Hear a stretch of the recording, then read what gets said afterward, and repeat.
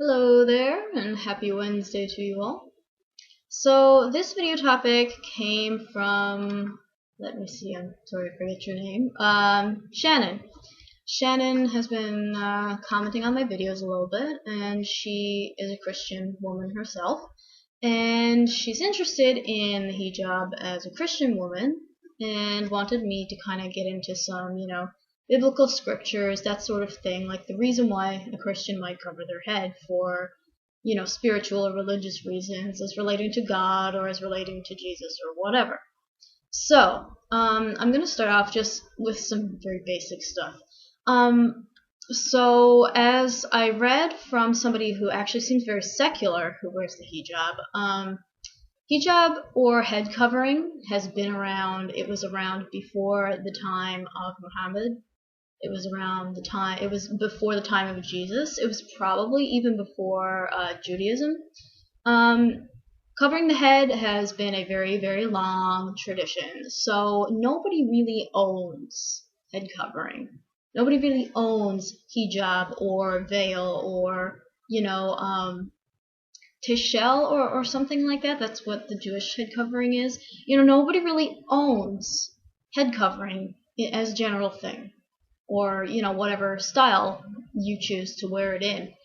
And I can only really talk from Catholicism because this is the religion I was brought up in, more or less, and this is the religion that I know.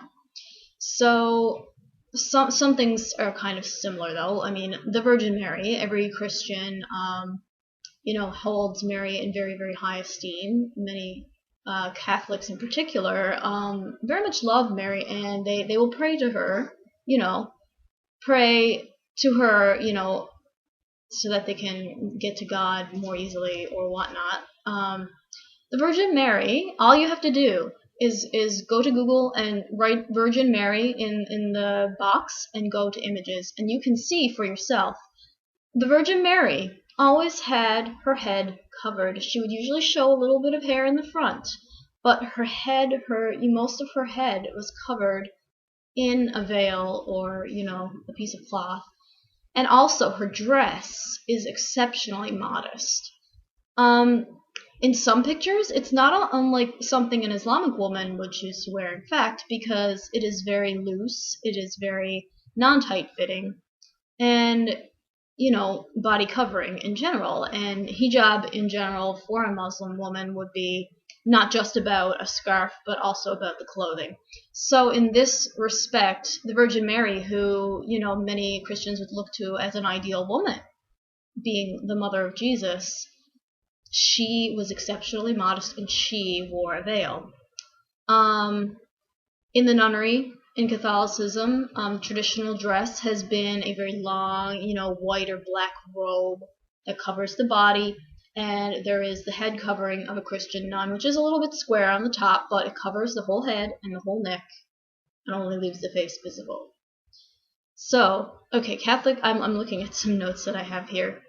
Catholic veils at Mass. Up until maybe 50 or 60 years ago, when I think it was Pope John Paul II, perhaps, who changed this law that we had to have traditional ceremonies and allowed for a more secular ceremony, i.e., in English, people didn't have to wear veils, that sort of thing. But before that, it was very common, if not required, that Catholics wear a veil to Mass. And Catholic veils are actually they're very, kind of, they can be made of lace, they can be made of something see-through. They do not cover all of the hair by far. There's you can usually see the hair through it, but this used to be required of women, and it was a sign of submission to God. It was a sign of respect.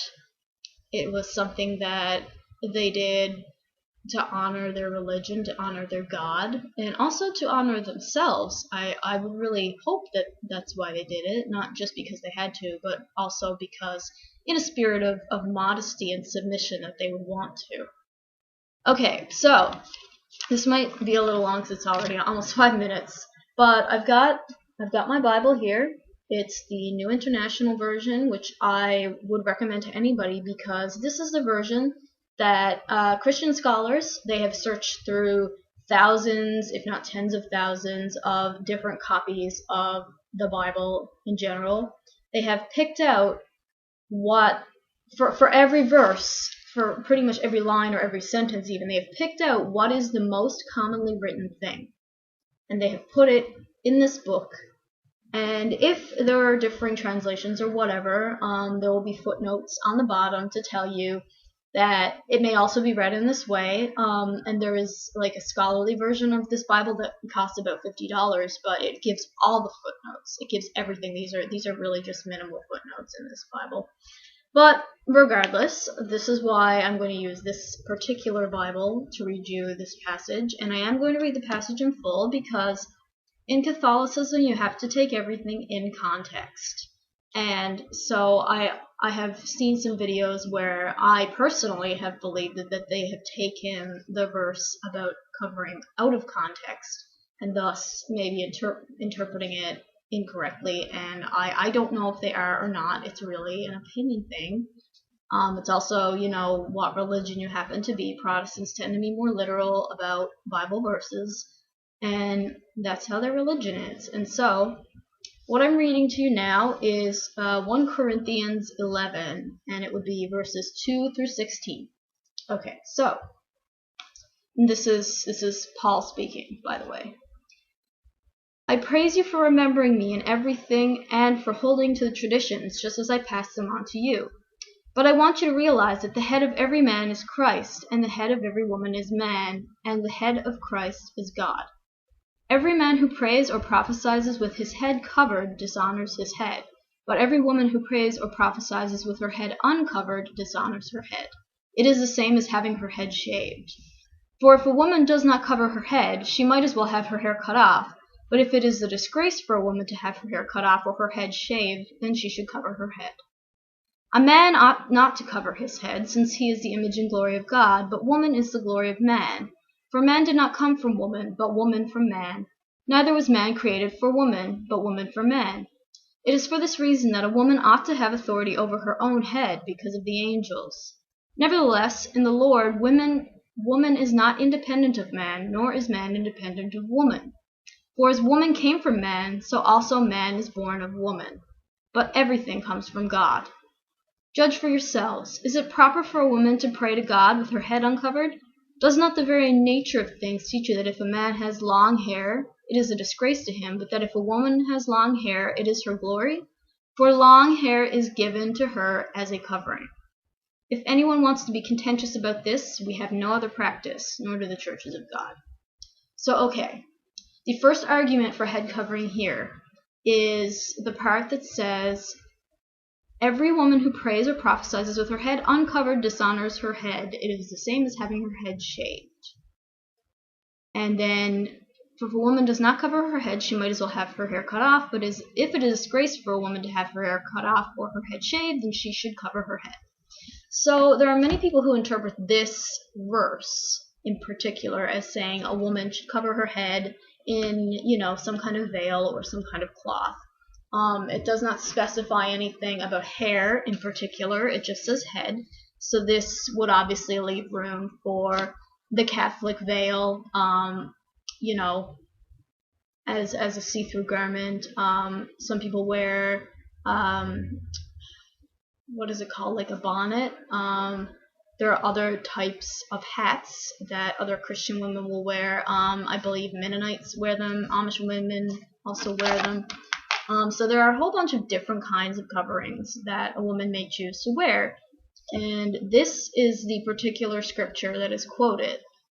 However, one must also consider that this is a whole article. And there's more to this article than simply I'm trying to look up the numbers.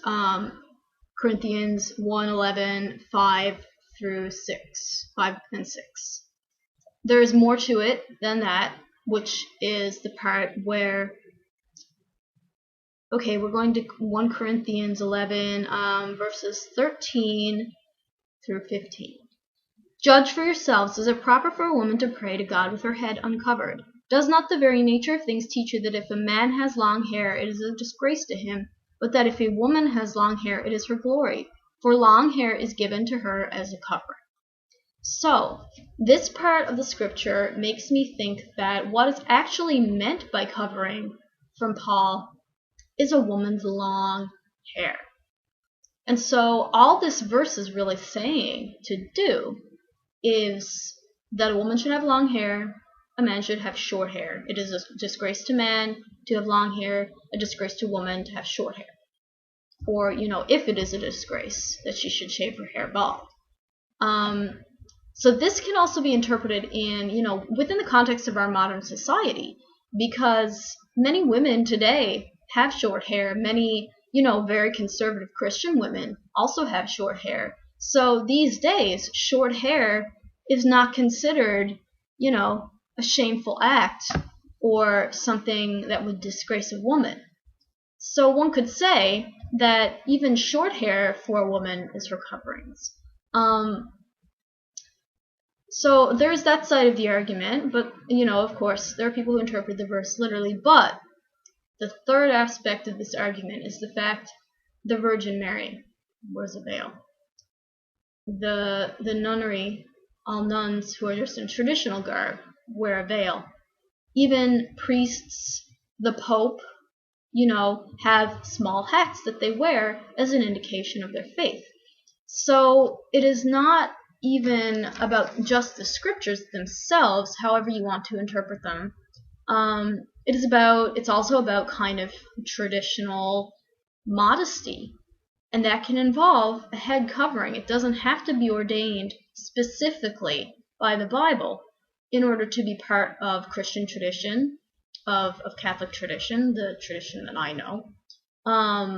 Because really the Virgin Mary is for everybody Christian, and her example is the one that Christian women are encouraged to follow, because she was, not a perfect woman, but basically held up as perfect as a woman can be, because she birthed the Son of God, and she took on that responsibility, and she was very, very humble in doing so, according to many Christians. So, for example, if we are following her example, then to veil is, not only perfectly acceptable, but maybe it could even be advised. And this is probably why the tradition of veils in the Catholic Church in particular went on for so very long. Because Mary covered her hair, because technically there is scripture that says that a woman should cover herself, that, a woman should cover her head.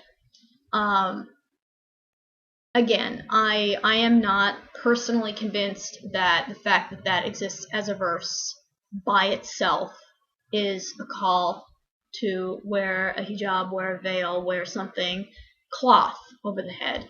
But, again, this has been done traditionally in many societies for centuries upon centuries, millennia upon millennia.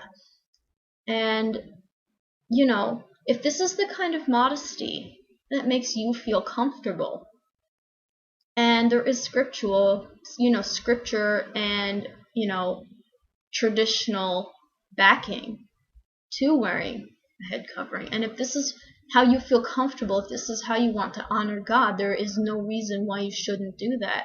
And there's no reason at all why you can't tie your scarf exactly as you want to. A Jewish woman will probably leave some hair here, but she will tie it kind of in the back as more of it almost looks like a little bit of a ponytail, but made of cloth.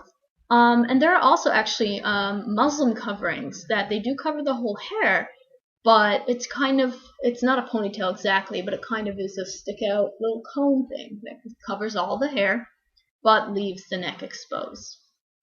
It is just my own personal conviction that I want to cover my neck as well.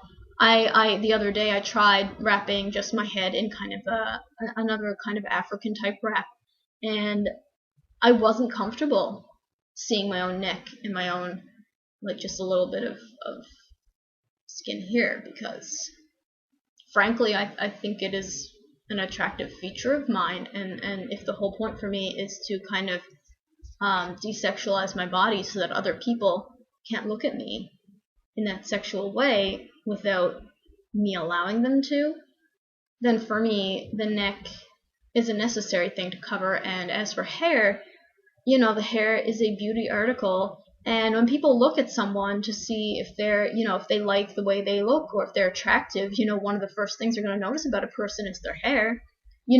I mean, who hasn't said, oh, that person has really nice hair, or that person is so beautiful, look at her hair, she's so, her hair is done so well and she's got lovely color in it, or that a man has got a wonderful haircut or he styles his hair really well. This is something that people use when they're deciding if someone's attractive or not in a physical way. So to me, in modesty, it makes a lot of sense to cover the hair, and I've already explained why covering the neck and kind of this area is important to me as well. But I mean, this video really was just to explain the Christian basis for it, and I do apologize for the length, but again, I felt the whole scripture did need to be read because context, especially for a Catholic, is very, very important, because interpretation depends on context, depends on history, the historical context as well as the context of the verse itself within the chapter in which it's being presented. There's a more holistic view of Christianity that I guess I tend to follow myself. I don't like to just pick up a scripture and take it out and be like, oh, this says this in 2 lines, therefore you have to do it. A lot of things can be taken out of context that way, and that to me is not how the Bible should be interpreted. But anyway, I hope that Shannon, I think. Yes, Shannon, I hope you found this helpful a little bit, just even in terms of getting the scripture read to you, having the reference for yourself. These are just really my personal opinions, so I mean, I am certainly no representative of God. God is above me, humans are not God. I believe that much. So, take what I say, with your own kind of grain of salt, and take it in a way that fits with your own faith. I would certainly not want to make anything worse for anybody by doing these kind of videos. My intention is only to help. If I can help you, then I want to do that. So anyway, I do hope this video was helpful, and I will talk to you all later.